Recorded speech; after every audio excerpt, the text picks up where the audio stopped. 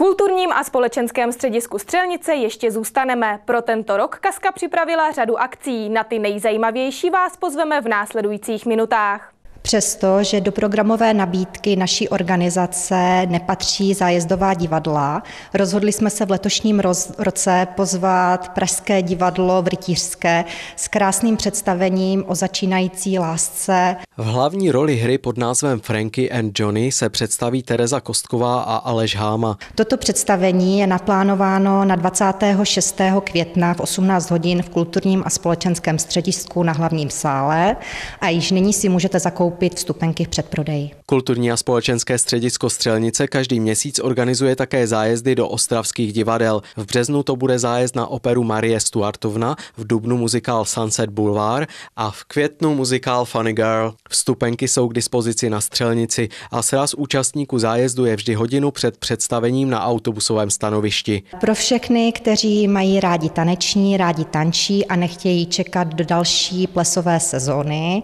jsme připravili taneční večery pod názvem Těšínská tančírna. Tanečníky povede taneční mistr Oton Hilla. Další těšínskou tančírnu jsme připravili na 10. dubna a 15. května vždy v 19 hodin. Další akcí bude 30. května mezinárodní soutěž mažoretek, kterou organizuje vedoucí mažoretek Srdíčko Kateřina Kubíčková. Kulturní a společenské středisko Střelnice v rámci tradičních festivalů samozřejmě pro naše občany chystá Svatek tří bratří. Letos budeme mít 25. výročí a můžou se naši návštěvníci těšit například na koncert Miyagi Ashdiorb, Tři sestry, Petr Bende bude a Ondřej Brzobohatý. Po letech Kaska na srpen opět připravuje akci Rokování nad Olzou. Tento festival proběhne v prostorách parku Adama Sikory.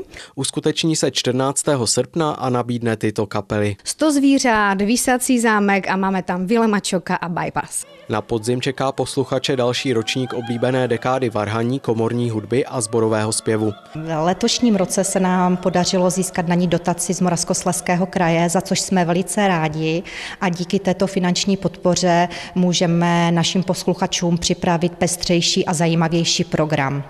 Tato dekáda probíhá od 14. do 23.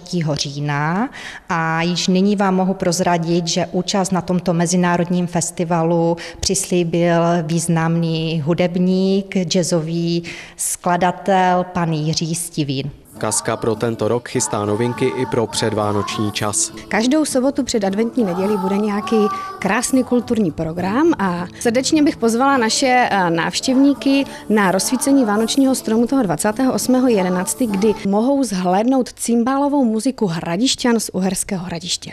Jednou z posledních akcí roku bude vánoční koncert skupiny Čechomor, který by se měl uskutečnit 11. prosince v kině Centrál.